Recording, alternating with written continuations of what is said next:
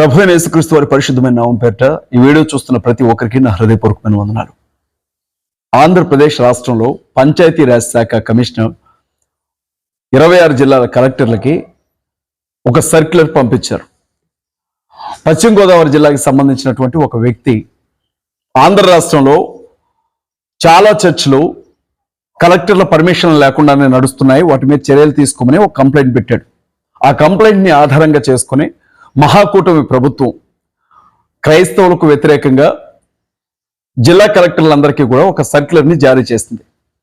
దాని ప్రకారంగా 26 జిల్లాల్లో అసలు ఎన్ని చర్చిలు ఉన్నాయి, ఏ చర్చిలకు ప్రభుత్వం పర్మిషన్ ఇచ్చింది, ఎన్ని చర్చిలు ప్రభుత్వం పర్మిషన్ లేకుండా నడుస్తున్నాయి, ప్రభుత్వం దగ్గర నుంచి పర్మిషన్ తీసుకోకుండా నడుస్తున్న చర్చిలన్నింటినీ కూడా మూసివేసే దిశగా చర్యలు తీసుకోవాలని కలెక్టర్లకి ఆదేశాలు జారీ చేసింది పంచాయతీరాజ్ శాఖ.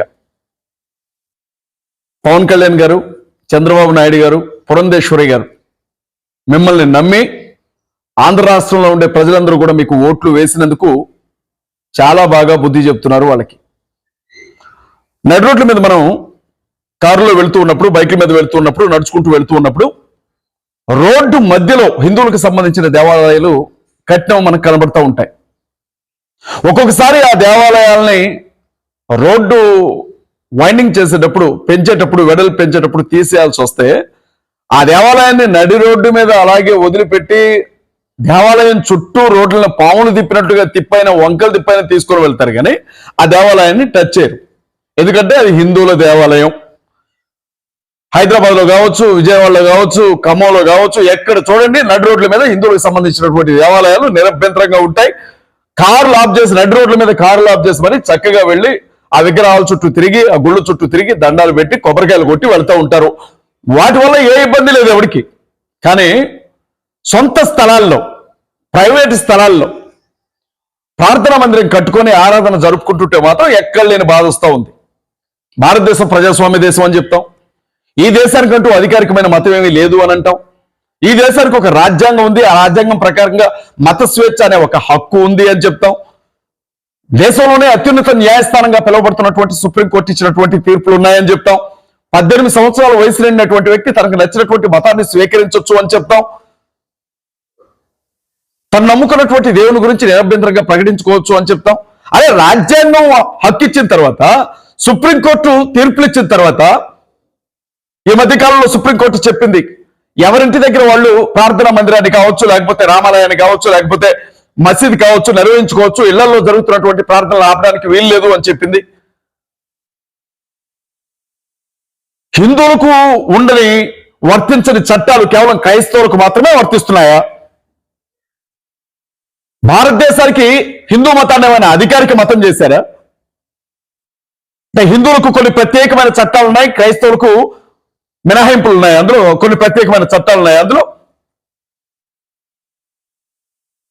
వాళ్ళు యథేచ్ఛగా గుడులు కట్టుకునేటప్పుడు చట్టం దృష్టిలో అందరూ సమానమైనప్పుడు మేము కూడా మా స్థలాల్లో ప్రార్థనా మందిరాలు కట్టుకుంటా ఉంటే మీకు వచ్చిన నొప్పి ఏంటి అని పంచాయతీరాజ్ శాఖను అడుగుతా ఉన్నాను నేను.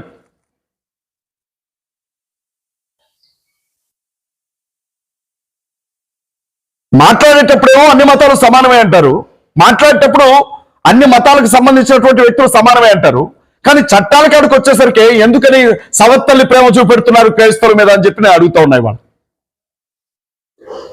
ప్రార్థనా మందిరాలు, ఎన్ని ప్రార్థనా మందిరాలు మూసేస్తారు మీరు? ఇవాళ రాష్ట్ర వ్యాప్తంగా కొన్ని లక్షల ప్రార్థనా మందిరాలు ఉన్నాయి, చర్చిలు ఉన్నాయి. ఎన్ని మందిరాలను మూసేస్తారు మీరు? ఇది కుట్ర కాదా?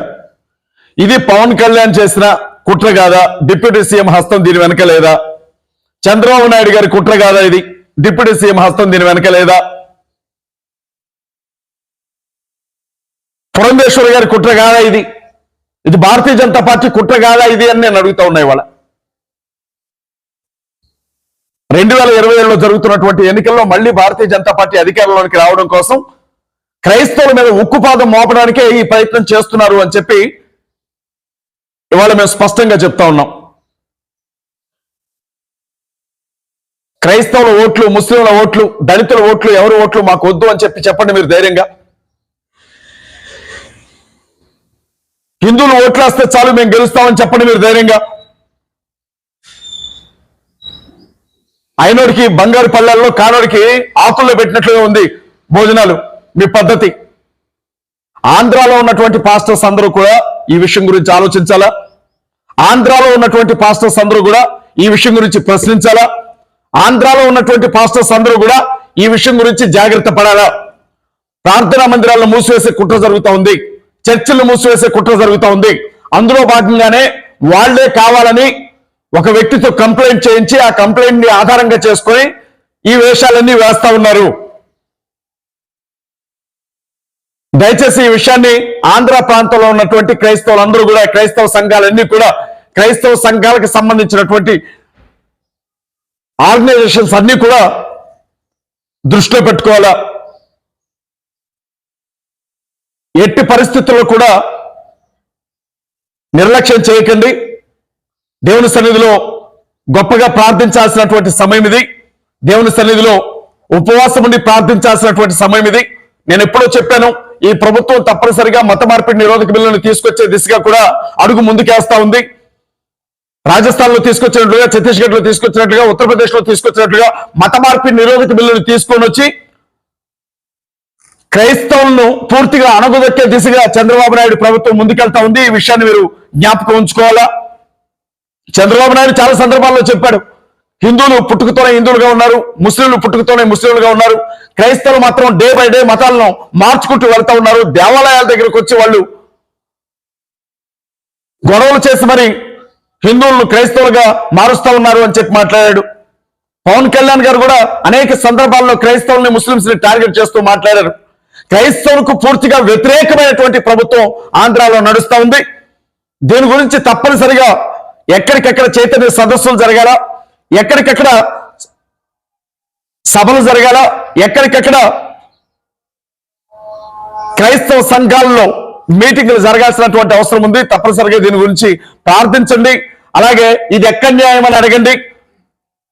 హిందువులకు వర్తించిన చట్టాలు, ముస్లింలకు వర్తించిన చట్టాలు కేవలం క్రైస్తవులకు మాత్రమే ఎలా వర్తిస్తాయని చెప్పి నెగ్గదీసి అడగండి ఈ సిగ్గులేని ప్రభుత్వాన్ని. అప్పటికైనా బుద్ధి వస్తుందో లేదో చూద్దాం. దీనికి సంబంధించి పెద్ద ఎత్తున కార్యాచరణ మనం రూపొందించాల్సినటువంటి అవసరం ఉంది. కాబట్టి తప్పనిసరిగా ఈ వీడియోని ప్రతి క్రైస్తవునికి చేరేలాగా షేర్ చేయండి. ఒకటే అడగండి, అన్ని మతాలకి సమాన న్యాయం, అన్ని మతాలకి ఒకే హక్కు ఉండాలా, అందరికి కూడా సమానమైనటువంటి హక్కులు ఉండాలా.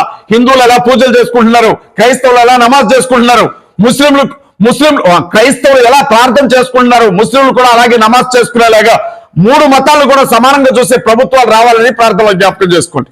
మీ అందరికీ వందనాలు. ఈ వీడియోని లైక్ చేయండి, షేర్ చేయండి, మీ అభిప్రాయాలను తెలియపరచండి.